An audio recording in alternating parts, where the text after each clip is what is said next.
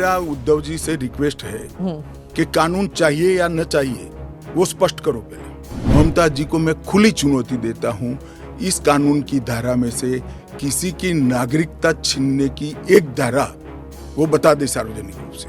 दिल्ली के मुख्यमंत्री अपने भ्रष्टाचार के उजागर होने से अपना आपा खो बैठे। मैं बाकी रिलीजन्स के बारे में बाद में आती हूँ, पहले मुसलमान समुदाय के बारे में बात करते हैं, क्योंकि चाहे ओवैसी साहब हों, चाहे ममता बनर्जी हों, और फिर बहुत से विदेशी मीडिया जो है वो भी कह रही है it's an anti Muslim law, because आप मुसलमानों को नहीं शामिल कर रहे हैं, तो वो क्राइटेरिया ही है कि मुसलमान नहीं होने चाहिए।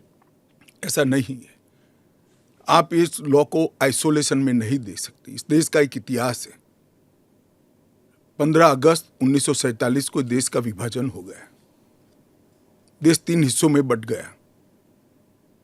वो बैकग्राउंड है। जब धर्म के आधार पर आप विभाजन करते हो और वहां जो अल्पसंख्यक है उन लोगों पर ढेर सारे अत्याचार हो, धर्म परिवर्तन कराए जाए, इनकी महिलाओं को अपमानित किया जाए, वो माँ बहन बेटी के लिए वो शरण में आए भारत की, तो क्या उसको यहाँ नागरिकता का अधिकार नहीं है?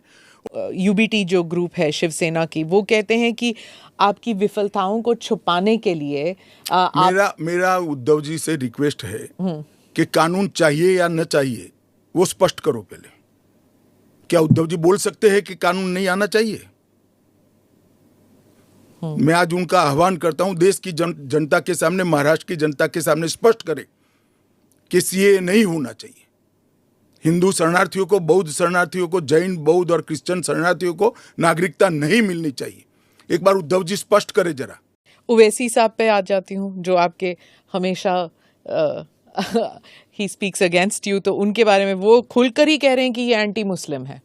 क्या तर्क है आपका? एंटी मुस्लिम कैसे है? कि आप सिर्फ मुसलमानों को उसको आपने क्राइटेरिया बना दिया, ये मैं वो कह रहे हैं। क्राइटेरिया ये बना है कि जिस पर धार्मिक प्रताड़ना होती है इसको देंगे, और अगर वो मुसलमान, और भारत के पुराने हिस्से से मुसलमानों पर इसलिए धार्मिक प्रताड़ना नहीं हो सकती कि तीनों देश घोषित इस्लामी स्टेट है। कौन करेगा धार्मिक प्रताड़ना? कौन करेगा इस्लाम के अनुयायियों के साथ?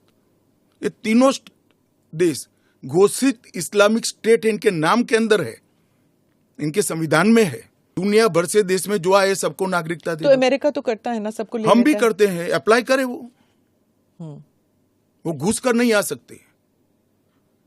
उनको ऑफिशियल एयरपोर्ट से, ऑफिशियल पोर्ट से, ऑफिशियल लैंड पोर्ट से आने की परमिशन ही नहीं है, इसलिए बेचारे घुस कर आते हैं, शरण में आते हैं। दिल्ली के चीफ मिनिस्टर हैं, वो कहते हैं, वो सवाल उठा रहे हैं, उन्होंने कहा कि ये जो अंधाधुंध लोग आएंगे, बीजेपी उन्हें नागरिकता देगी, उससे थेफ्ट, रॉबरीज, रेप बढ़ जाएगा। दिल्ली के मुख्यमंत्री अपने भ्रष्टाचार के उजागर होने से अपना आपा खो बैठे हैं। उनको मालूम नहीं है कि सारे लोग आ चुके हैं, आज भारत में ही रह रहे हैं, सिर्फ इनको अधिकार नहीं मिला है, वो अधिकार देने की बात है। 2014 तक जो आ गए इनको नागरिकता देनी है, और इतनी ही चिंता है तो वो क्यों बांग्लादेशी घुसपैठियों की बात नहीं करते हैं? रोहिंग्यास का विरोध क्यों नहीं करते हैं? क्योंकि वो वोट बैंक की पॉलिटिक्स कर रहे हैं। ममता बनर्जी पे आती हूँ। चीफ मिनिस्टर ने कहा है कि बीजेपी जो है ये हिंदू मुसलमान का खेल कर रहे हैं, और उन्होंने ऑडियंस को कहा कि आपकी प्रॉपर्टियां छिन जाएंगी, आपके बच्चों का एजुकेशन ख़त्म हो जाएगा, आपको डिटेंशन कैंप में भेज दिया जाएगा, और डिटेंशन कैंप ऑलरेडी हैं। तो ये सीएए के ज़रिए 15 से लेके 20 लाख लोगों की सिटीजनशिप छीन ली जाएगी। देखिए, मैं ममता जी को करबद्ध निवेदन आपके इस कार्यक्रम के माध्यम से करना चाहता हूं।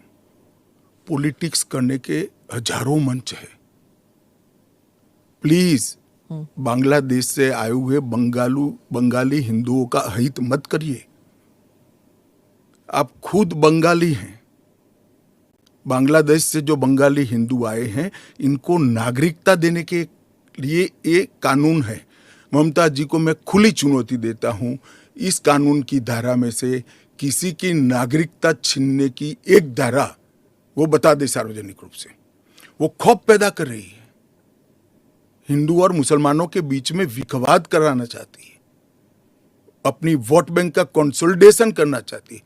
ममता जी, इसको मत रोकिए, करने जैसा काम है घुसपैठ रोकिए।